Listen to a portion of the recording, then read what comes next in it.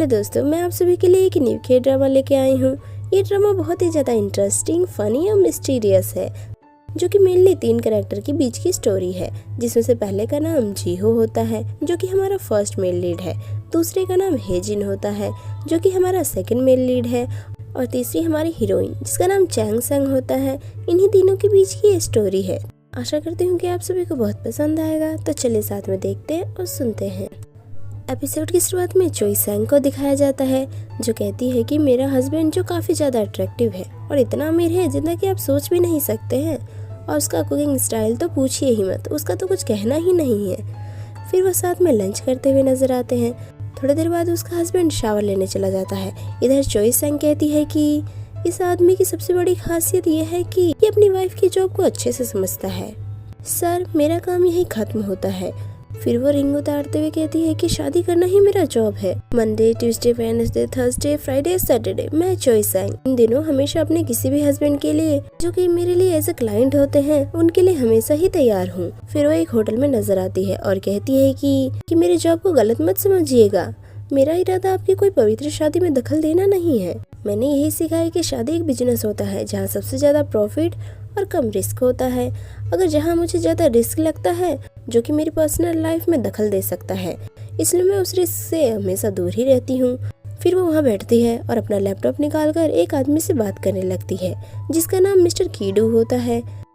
फिर वो उसे वहाँ पे बैठने के लिए कहती है और उसके बारे में सब कुछ बताने लगती है कि आपको स्कूल में हमेशा बुली किया जाता था और आपने कभी शादी नहीं की।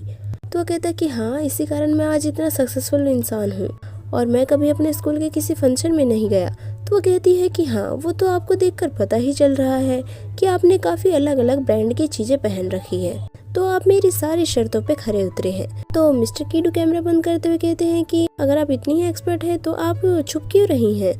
तभी वो अचानक पीछे मुड़ता है और उसे ही देखता है। तो वो कहती है कि मैं कॉन्ट्रैक्ट साइन करने से पहले अपने क्लाइंट से फेस टू फेस बात नहीं करती हूँ, मेरी भी कुछ कंडीशन है। तो कहता है कि लगता है कि आप गुस्सा हो गई हैं। तभी वो रिंग निकालती है और कहती है कि मैं आपको प्रपोज कर रही हूँ, इसका मतलब है कि हमारा कॉन्ट्रैक्ट अब साइन हो चुका है। थोड़ी देर बाद मिस्टर कीडू अपने स्कूल के फ्रेंड के साथ एक पार्टी में नजर आते हैं, जहाँ उसके फ्रेंड पूछ रहे होते हैं कि तुम तो काफी सक्सेसफुल हो गए हो और ये तुम्हारी वॉच से अच्छे से पता चल रहा है, जो कि काफी महंगी लग रही है, लेकिन तुम्हारी लव लाइफ का क्या। तभी वहाँ पे चोई सैंग की एंट्री होती है, तो सभी उसे ही देखे जा रहे होते हैं। फिर वो मिस्टर कीडू से कहती है कि हाँ नहीं, मुझे माफ करना कि मैं थोड़ा लेट हो गई। चलो, शुक्र है कि तुमने मेरे द्वारा खरीदी हुई वॉच पहन रखी है। वैसे ये तुमने अपने मुंह पे क्या लगा रखा है। उसके मुंह पे जो भी लगा होता है वह उसे हटा देती है। ये जानकर कि वो उसकी वाइफ है, सभी शौक में होते हैं। तो चोई सैंग मन ही मन कहती है कि जैसे कि आप देख सकते हैं, ये मेरा क्लाइंट है जो कि अनमैरिड है। दुनिया में ऐसे और भी इंसान हैं जिन्हें वाइफ की जरूरत है और उन्हें मुझ जैसे एक्सपर्ट की नीड है। फिर यहाँ पे सभी एक एक करके वो सभी इंसान आते हैं जिसकी उसने हेल्प की होती है। पहला इंसान जिसका हैवी वेट होने के कारण शादी नहीं हो पा रही होती है। दूसरा जिसने अपने शादी में 25 साल तक इन्वेस्ट किया था, लेकिन उसे पैसे वापस नहीं मिले थे और उसे पैसे लेने के लिए एक वाइफ की जरूरत थी। तीसरा जिसे अपने चेयरमैन के द्वारा इनवाइट की हुई कपल पार्टी में जाने के लिए एक वाइफ की नीड थी। चौथा जो अपनी बूढ़ी ग्रैंडमा की आखिरी इच्छा पूरी करना चाहता था, जो कि उसकी वाइफ को देखना चाहती थी। पांचवा इंसान जो कि एक अरेबिक होता है। फिर एक एक करके वो सभी की वाइफ बनकर प्रॉब्लम सॉल्व करती है, जिसके लिए उसे पैसे भी मिलते हैं।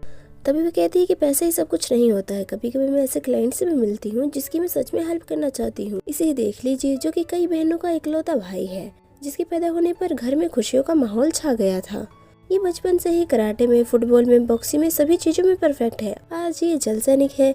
इसने अपने डैड के एक अच्छे बेटे होने की सारी ख्वाहिशें पूरी की है, लेकिन इसे कहाँ पता था कि ये गे निकलेगा। इसी कारण वो किसी के पास न जाकर मेरे पास आया है। अरे, मैं तो इसका नाम ही बताना भूल गई।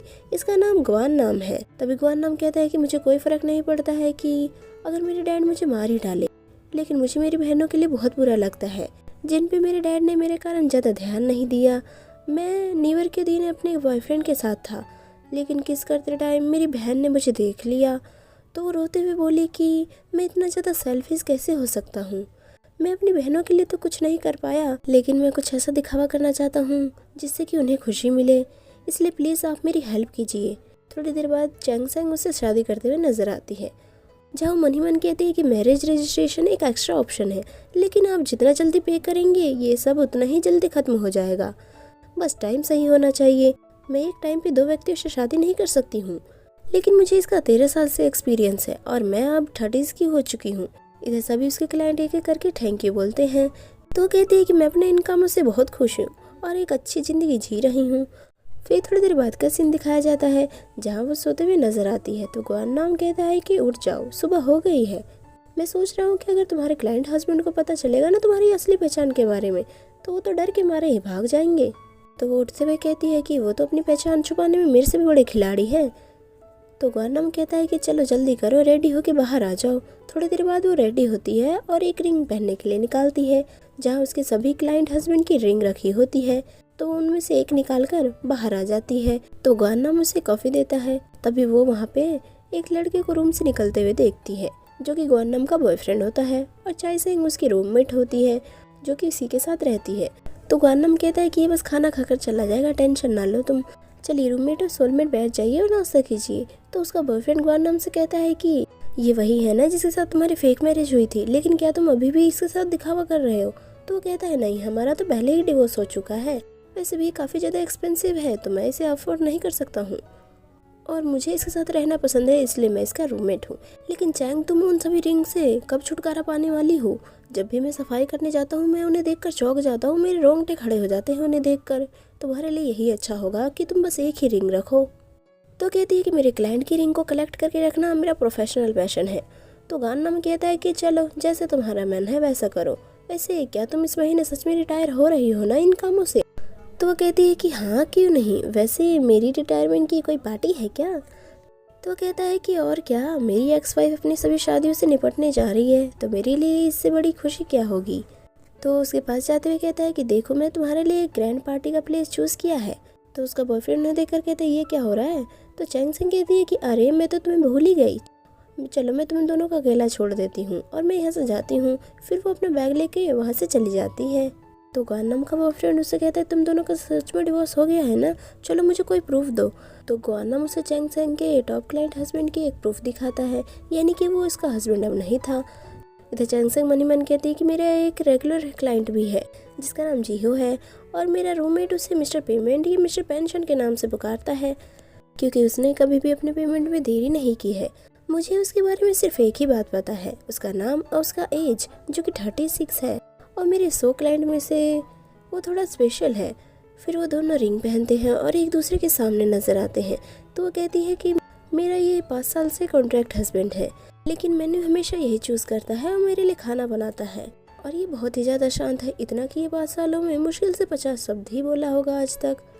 लेकिन ये मुझे अचानक ही मिल गया था। यहाँ फ्लैशबैक में चैंग सेंग को दिखाया जाता है, जो अपने एक क्लाइंट से डिवोर्स लेते हुए उसे अलविदा कहती है।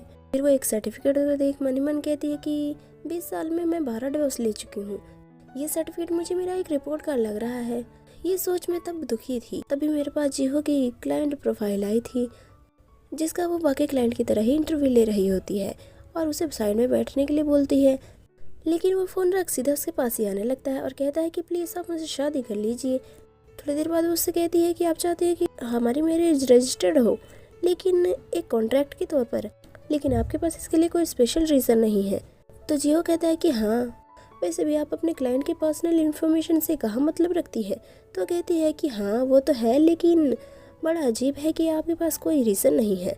तो जिहो उसे आज एक कपल की तरह डिनर के लिए पूछता है। तो मन ही मन कहती है कि आपको देखकर लगता तो नहीं है कि आप मेरे साथ डिनर पे जाना चाहते होंगे। तभी वो उससे कहता है कि कहीं आपको मुझसे डर तो नहीं लग रहा है ना। तो चैंग सेंग कहती है कि नहीं, भला मुझे क्यों डर लगेगा। तभी वो मन ही मन कहती है कि मेरे पास कोई रीज़न नहीं था उसे रिजेक्ट करने का, जब तक कि हमारे बीच की सारी शर्तें सही थी, और ना ही मैं अपने क्लाइंट की पर्सनल इन्फॉर्मेशन निकाल सकती थी। लेकिन मैं जानना चाहती थी कि आखिर इसका इरादा क्या है। फिर वो कॉन्ट्रैक्ट के बारे में उसे बताते हुए कहती है कि मैं थोड़ा बिजी हूँ, तो मैं आपको सिर्फ मंडे, वेडनेसडे और फ्राइडे को ही मिल सकती हूँ। फिर फ्लैशबैक के बाद का सीन दिखाया जाता है, जहाँ वो दोनों साथ में डिनर करते हुए नजर आते हैं। तो चैंग सेंग मन ही मन कहती है कि ये कैसे इंसान है जिसने ना तो कभी कुछ पूछा और ना ही कुछ बोला। तभी वो उससे कहती है कि लगता है कि आप बहुत शांत हैं और कम बोलते हैं। तो कहता है कि ऐसा नहीं है, जब मुझे लगता है मैं तब बोलता हूँ। तो कहती है कि जब तक ये सेटिस्फाइड है मैं भी मज़े में हूँ। वैसे भी मुझे इसके साथ टाइम स्पेंड कर कर ऐसा लगता है कि मानो मुझे मेरे कामों से थोड़ा आराम मिल गया हो। फिर वो उसे बाय बोलते हुए वहाँ से चली जाती है। तो वो उसे जाते हुए देख रहा होता है। फिर वो अपनी शादी की रिंग निकाल देता है और फ़ोन में कुछ लड़कियों की फ़ोटो देख रहा होता है। फिर थोड़ी देर बाद का सीन दिखाया जाता है जहाँ पे वो अपने रूम में होता है और काफ़ी अंधेरा होता है, जहाँ पे कोरिया के क्राइम के सारे रिकॉर्ड्स रखे होते हैं। तो मन ही मन कहता है कि अपने आप को छुपाने का सबसे बेहतर तरीका यही है कि आप कुछ बोलिए ही मत। फिर सुबह हो जाती है, जहाँ वो शावर लेता है, तैयार होकर बाहर निकलता है और अपनी कार की चाबी निकालता है और अपने फ़ोन में किसी की लोकेशन देख रहा होता है। फिर जैसे ही वो बाहर निकलता है वो देखता है कि कुछ लोग आपस में एक बिल्ली को लेकर लड़ रहे हैं। एक कहता है कि तुम बिल्ली इसमें रख देती हो, तो वो कूड़े का ये हाल कर देता है। तो वो उससे कहती है कि बस वो खाना ही तो खाना चाहता है, लेकिन तुमने तो उसे जहर मत देकर मारने की कोशिश की है। तभी वो लेडी जिहो के पास जाकर हेल्प मांगने लगती है। तो वो उसकी प्रॉब्लम सॉल्व कर उसे भगा देता है। तो वो लेडी जिहो से कहती है, लगता है कि आपको बिल्लियाँ बहुत पसंद है। तो कहता है कि नहीं, ऐसा नहीं है, आपने बिल्ली को अभी छुआ था तो जरा हाथ धो लीजिएगा।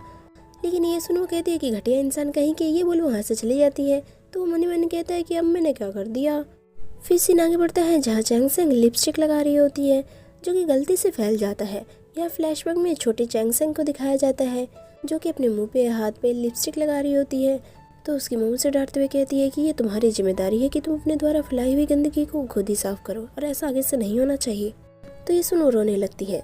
तभी अचानक चैंग सेंग को ग्वान नाम का कॉल आता है, जो उससे कहता है कि आज तुम्हारा लास्ट डे है ना, तो चलो रिटायरमेंट की खुशी में रात को डिनर पे मिलते हैं। तो कहती है कि हाँ ठीक है, 9:30 बजे मैं फ्री हो जाऊंगी, फिर मिलते हैं। तो गानम कहता है कि आज तुम्हारी लास्ट शादी है, उसके लिए ऑल द बेस्ट। फिर थोड़ी देर बाद का सीन दिखाया जाता है जहाँ वो किसी से शादी करते हुए नजर आती है और वेडिंग ड्रेस में बहुत ही सुंदर लग रही होती है। फिर सीन आगे बढ़ता है जहाँ हेजिन को दिखाया जाता है, जो कि एक एक्टर जिसका नाम यूमी होता है, उसके साथ ब्रेकअप का सीन शूट कर रहा होता है, लेकिन वो शूट नकली से ज्यादा असली लग रहा होता है। इसी बीच यूमी उससे गुस्से में थप्पड़ मार देती है तो वो नीचे गिर जाता है। तभी वहाँ पे उसका सेक्रेटरी आ जाता है और बोलता है कि सर आप ठीक है ना। लेकिन इसी बीच वो दोबारा उसे मारने के लिए आती है, लेकिन वो रुक जाती है। तो ये देख वो फिर से डर जाता है। थोड़ी देर बाद वो अपने फ़ोन में किसी जैमी से बात करते हुए नजर आता है और कहता है कि जैमी देखो मेरे गाल लाल हो गए हैं, बहुत दर्द हो रहा है, क्या तुम थोड़ा फूंक दोगी क्या। तभी वहाँ पे उसका सेक्रेटरी आ जाता है, जिससे कहता है कि आप ऐसा क्यों करते हैं। तो कहता है कि अरे बस मैंने तो यही बोला था ना कि तुम सुंदर हो और उसके साथ डिनर किया था, लेकिन ऐसे में वो अगर मुझ पे ही लट्टू हो गई तो मैं क्या करूँ। तो कहता है कि आप एक बिल्ली को वीडियो कॉल करते रहते हैं जिसका नाम अपने जैमी रख रखा है और हनी हनी उसे बोलते रहते हैं, क्योंकि बिल्ली आपको किसी जैमी नाम की लड़की ने दिया था जिससे आपको फर्स्ट साइट लव हो गया था। तो ऐसे यूँ बात करते रहेंगे हमेशा तो लोग तो गलत समझेंगे ही ना। फिर यहाँ पे फ्लैशबैक दिखाया जाता है जहाँ वो मन ही मन कहता है कि मैंने अपनी ज़िंदगी में पहली बार इतनी कूल और सेक्सी लड़की देखी थी और तभी से वो मेरे दिल से निकल नहीं पाई है। 13 साल हो गए लेकिन मेरा किसी और लड़की में इंटरेस्ट नहीं आ पाया है। तो उसका सेक्रेटरी कहता है कि क्या हो अगर उसकी शादी पहले ही हो चुकी हो तो ये सुन हेजिन कहता है कि ऐसा नहीं हो सकता है, क्योंकि वो कोई नॉर्मल लेडी नहीं थी, शादी तो बहुत दूर की बात है। वैसे भी मेरे अलावा कोई और उसे संभाल नहीं पाएगा। लेकिन क्या सच में उसकी शादी हो गई होगी। तो उसका सेक्रेटरी कहता है कि और क्या। तो ये सुन हेजिन उसे वहाँ से भगा देता है और कहता है कि मुझे गुस्सा आ रहा है अब तो, अगर किसी और से उसकी शादी हो गई होगी ना तो इंसान जरूर पागल हो गया होगा अब तक तो। फिर सीन आगे बढ़ता है जहाँ जीहो को दिखाया जाता है, जो कि एक रेस्टोरेंट में बैठकर वहाँ की सूप बनाने की रेसिपी चेक कर रहा होता है। तभी उसकी नज़र वहाँ पे बाहर खड़ी एक लड़की पे पड़ता है जिसे वो घूरे ही जा रहा होता है। इधर चैन से वॉक करते हुए कहती है कि आखिर लोगों को मेरी ज़िंदगी में टांग अड़ा कर मिलता क्या है। यहाँ फ्लैशबैक में उसकी लास्ट वेडिंग का दिन दिखाया जाता है, जहाँ पे वहाँ की कस्टमर सर्विस लेडी कहती है कि आपकी शादी तो पिछले शनिवार को ही हुई थी ना, और आज आप फिर से शादी कर रही हैं। तो वो कहती है कि नहीं, तुम्हें कोई गलत फैमिली हुई होगी। तभी वो उनके पास आकर कहती है कि हाँ, लेकिन ये सीक्रेट है, किसी को बताना मत तुम दोनों, वरना मुसीबत में पड़ जाओगी। एक दिन और जब वो अपने क्लाइंट मिस्टर कीडू के साथ शादी का कॉन्ट्रैक्ट साइन कर रही होती है, तभी वहाँ पे उसके एक्स क्लाइंट की सिस्टर आ जाती है और उसे देखकर कहती है कि भाभी आप यहाँ क्या कर रही हैं। तभी वो अचानक कहती है वो तो शुक्र है कि उसने मेरे बाल छोड़ दिए, वरना वो मेरे से बचती नहीं। चलो छोड़ो, ये काम वैसे भी मैं जल्दी छोड़ने वाली हूँ। फिर वो एटीएम मशीन से पैसे निकालकर मिस यू को ट्रांसफ़र कर रही होती है, जो कि उसकी मॉम होती है, और कहती है कि एनवलप खोलकर आशा करती हूँ कि आपको बहुत खुशी होगी। यह फ्लैशबैक में चेंग सेंग को दिखाया जाता है, जो कि अपनी मॉम के साथ नजर आती है। तो उसकी मॉम उससे कहती है कि अगर तुम ये शादी नहीं करोगी तो हमें बहुत ज़्यादा नुकसान होगा और हम पूरी तरीके से बर्बाद हो जाएंगे। तो चेंग सेंग उनसे कहती है कि मेरा हेजिन ग्रुप में शादी करने के बाद भी आपका फ्यूचर सिक्योर नहीं होने वाला है, लेकिन मेरा दावा है कि आप जल्द ही उस जैसी कार में ड्राइव करते हुए नजर आएंगी।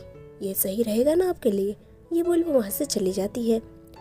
इस एपिसोड का ये पहला पार्ट यहीं खत्म होता है। Hope you guys like this video. और दोस्तों मैं ये कहना चाहती हूँ कि बाकी सभी ड्रामों के एपिसोड भी जल्दी अपलोड किए जाएंगे, लेकिन इसके लिए आपको थोड़ा सा वेट करना पड़ेगा।